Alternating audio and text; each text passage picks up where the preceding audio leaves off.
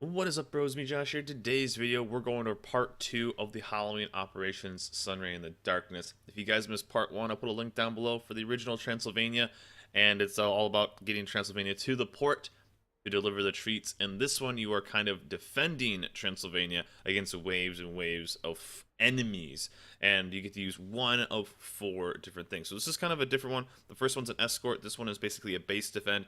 You need to defend towers, you need to defend some ships, and also killing the bad guys while doing all of these. And this is easily the hardest operation so far that Wargaming has put out, and it really was.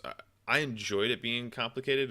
Most of the times you kind of go in and 5-star, or maybe learn it once and then 5-star it the second time. This one actually took us a few tries to actually get an idea. We were very close a couple times. We eventually did 5-star, and it felt like you really did kind of accomplish, because it does get really crazy. Easily the hardest operation so far. So if you can, be sure to get a group of friends together, a little bit more communication, because I find this one to be very tough to pug, and you're going to want a little bit of help from friends that kind of know what they're doing, or guaranteed know what they're doing. So we'll dive into the ships first, then we'll dive into what you need to do later and show some gameplay and the strategy we used to 5-star. So one of the first ships you can do is a really steampunked out gothic style Kagero, and this is the destroyer. Very important ship to use in this operation. I think out of the 7 ships possible, we used one of these, and it did its main job is sustain the filth. So as you can see this, and I'll show in the video in a little bit, as you can see this gate, there's basically a cloud of filth that comes out and it's going to do damage to your ships. Now it's very important for this destroyer to go into the filth and basically hunt out the bad guys, because it has certain abilities, and each ship has certain abilities that are very important to getting the job done. So one of the main abilities is increases the maximum speed, which is basically just a normal speed boost, but restores 25 HP per second when in the filth. Now, it is basically a dot time. It's a persistent dot time. If you go into that, you're going to take damage. But as you do more and more damage, this bonus goes up. So not only are you going to get faster, you're going to get healed more. So you basically have this invulnerability if you have a perma heal when you're playing this destroyer. So it's very important, because if you're a destroyer, if you've ever played it, most of them don't have heals except for a few. So really good. And you may think 100, 200, 400,000 damage is a lot. It really isn't. It will stack up pretty freaking quick, and you will be able to spend a lot of time in that smoke and get massive heals out of this. Always run Superintendent if you can, and the premium consumables if you can, for as many charges as possible. Anti-guidance system 1. This is basically your immunity right here. So when you're going in, you will not get targeted by the enemy ships. This is very important. Active for 40 seconds and reload of 60 seconds. So there is a 20-second timer right there. You need to be a little careful for enemy guns, because you potentially will get destroyed in that 20 seconds. So just be heads up and be very wary. Maybe coordinate with your CV on its ability to kind of get those 2 timers together, so you won't get basically destroyed. You can hunt down the bad guys in that filth. This is a normal reload time, active for 1 second. So basically what it does is it just kind of reduces the reload time of your torpedoes. Basically normal if you've ever played this ship. This is a really important one. I think we only used one. I think only one is really needed. The main thing for using this is to take down one of the boss ships. That's pretty hard to find, and they take a ton of damage, like taking out Gorgon, taking out Rasputin. Very important for these things to kind of hunt them down, especially Gorgon, because it does like to run away, and it is one of the things you need to kill to 5-star. Gorgon gave us the most trouble because it basically gets a heal in the filth, and it's really tough to kill. The Sviat Zor, basically a chappie that's all gothicked out. Really cool look. I think they did an awesome job in this, and they did an awesome job in the first one, the Transylvania, graphically. And this thing looks super sweet. It is a punked out, gothic out chappie. So as you've ever played the chappie, you're gonna have great guns, do lots of damage, and this is what I started using, but then I ended up running the CV to end it. These things are really good for doing damage, and they have a very important skill when it comes to this radar, which is very important, but we'll get there in a second. But these are probably the best damage dealers out of all the classes, so run as many of these as you can, because they do help take down tons and tons of ships, and their radar is very important. So I think we ran 3. I think we ran 1 destroyer, 3 of these cruisers, 2 battleships, and 1 CB. I think that was our makeup. So we needed 2 battleships. I think you can get away with 1 destroyer. We ran 3 of these. Since you are playing against bots, they are running broadside a lot of the time. So I think in one of the runs I got like 55 citadels or something like that. So of course you can just destroy things. So it's two. It only really has two main things. It accelerates the reload time of the main battery and restores the ship's XP by 25%. This is very important. Again, run Superintendent and the Premium if you can.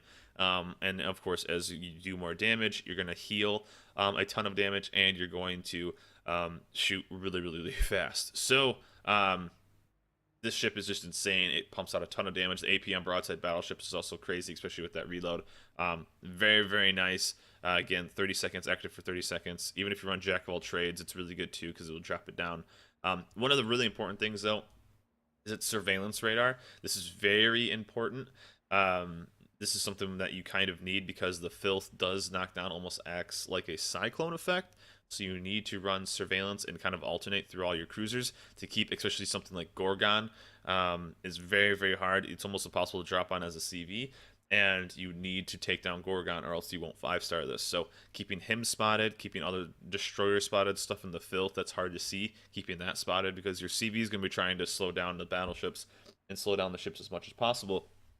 And you need this radar to help your team out. So coordinating with your team, alternating these radars and spotting stuff in the smoke, very, very, very important. This is a really, really fun ship to play, and take as many of these as possible because you need that damage output. People doing tons and tons of damage with this, so your heals are nuts and your rate of fire is crazy as well. The Magnus, or the Magnu S, I think probably one of the coolest looking ships. A ton of Tesla coils. It's basically an awesome looking turrets. They did a pretty damn good job with this. I think this is probably one of the coolest looking ships, and it is the battleship for this. I mean, look at that detail. That's really, really good. Really, really good. They did a really good job on this. I can't say it enough. But basically, you're the big bad battleship. You're the tank. And what you are is you can also heal a group. Basically, you're going to put an AoE effect out. As long as people are within that group, they can heal up a bunch. So very, very important maybe if you stay with the other battleship because you need to tank. It's very, very important, or else your cruisers are going to get smashed even though they have that monster heal. But doing a massive amount of damage on the heal as well. So it's basically going to put out a big old circle. Whoever's in that is going to get healed up. Of course, the more damage you do, the more it's going to heal. And it's very important to kind of coordinate with that. And then right here, your ship becomes invulnerable to any type of damage except for the filth. So this is really good too if you are going to be pretty, if you are going to be kind of, I don't know, maybe getting ready to get torped on, because a lot of things dropping torps from like the CV, from Gorgon dropping torps, or the other cruisers, something like that. Important to run the shield, protect yourself from that extra damage. And then if you need to, you can always alternate with heals and stuff like that. So it kind of gives you this invulnerability. We ran 2 battleships. We tried running 1 for a while, and I just don't think it was enough because we needed more tanking ability. We ran 2. I think that worked out perfectly. But the Tirpitz is really, really good. One of the downsides of this ship is the range is only 8 kilometers. So if I were you, I would run the range module. To give you a little extra. I think you get out to like 19 point or 9.2 or something like that, 9.3. So the range is very low on this, but still the secondaries I believe are pretty solid. Oh no, secondaries. Oh yeah, the secondaries actually aren't like normal Tirpitz ones. So you need that extra range. So I recommend this definitely for this ship. And probably the most important out of all of the ships is the one I ended up playing, which was the CV when we ended up 5-starring this, and it's mainly because of one of its consumables. You do roll a Lexington, but you end up being able to run 1 fighter, 1 dive bomber, and 3 torp bombers, which are very important.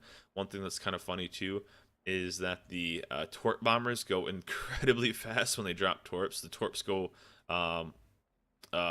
extremely fast. One of the toughest parts is though, you can't see your auto or your manual drop in the filth. You don't see the line, so it's kind of tough to line up those certain things. I was able to kind of get a hang of it a little bit if you ever played CVs, and the torps go so fast, so freaking fast that if you just kind of get it close enough, they're gonna basically destroy. And they do a lot of damage too, with almost 13,000 damage. So we were dunking on stuff. So the aircraft torp speed is 53 knots. It did a pretty damn good job. One of the main things though that's super important on this is basically this has a total heal to everybody, which was very, very, very important.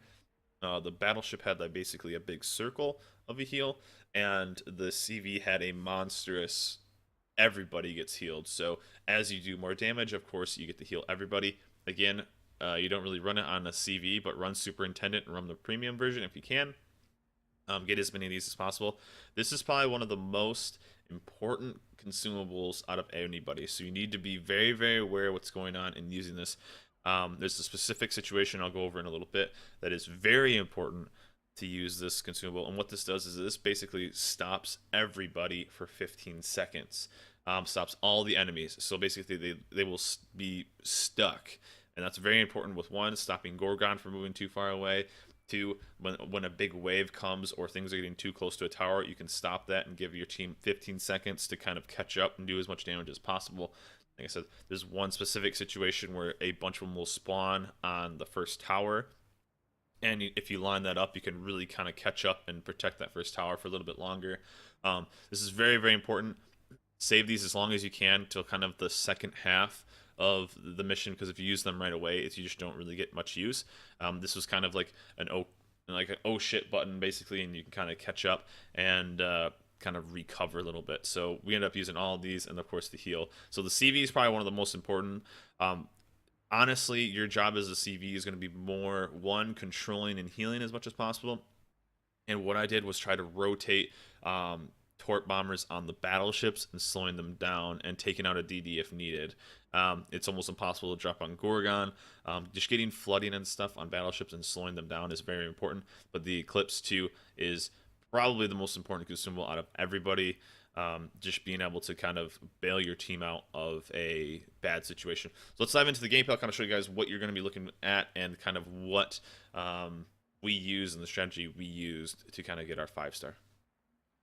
So here we are in the actual event, and as you can see in this loadout, this is the first time we tried it. We ran 2 destroyers, 3 cruisers, and 1 battleship. What we ended up doing is switching on a destroyer for a battleship. Ended up working out a lot. So what happens is, if you've ever done the Transylvania one, basically what you do is you push them through this portal. So what you're now doing is defending them as they're coming through.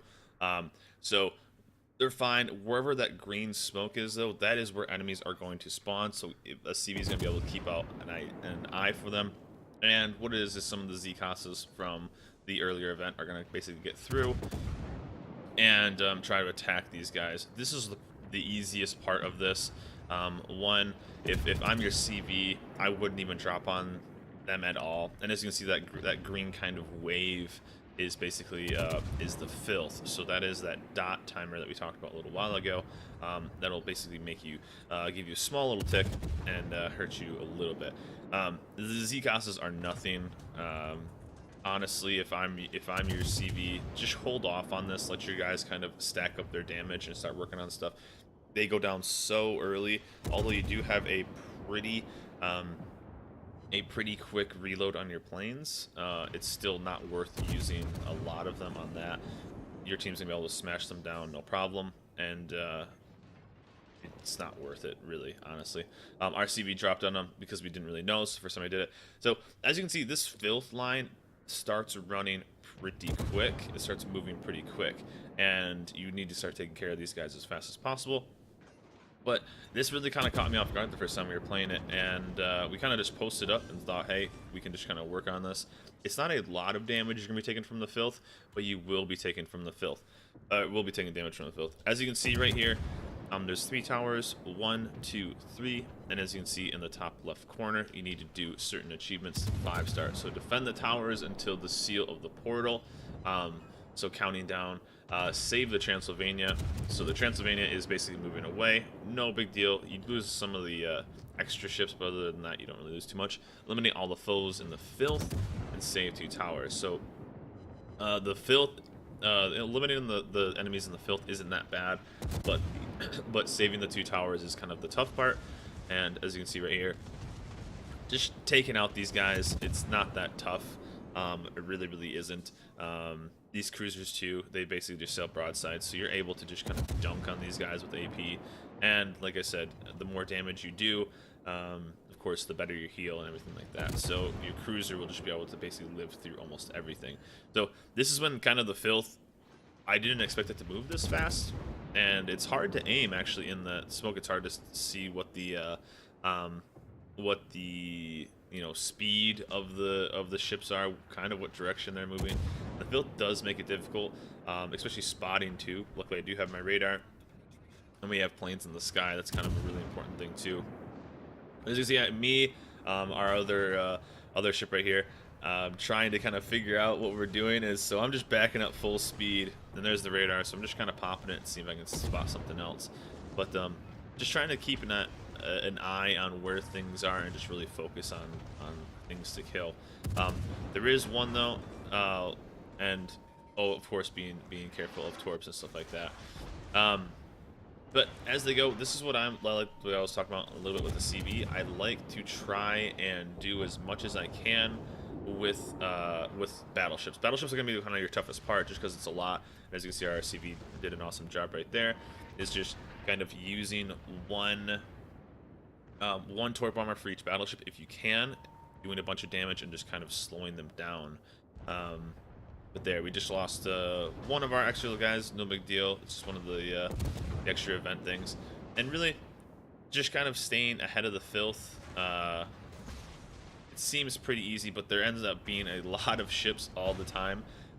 This is again the first time we did run it, and we weren't really communicating too much with everybody, like our CV running its pause and stuff like that. This is kind of the part where it caught us a little off guard the first time. Torps are going in.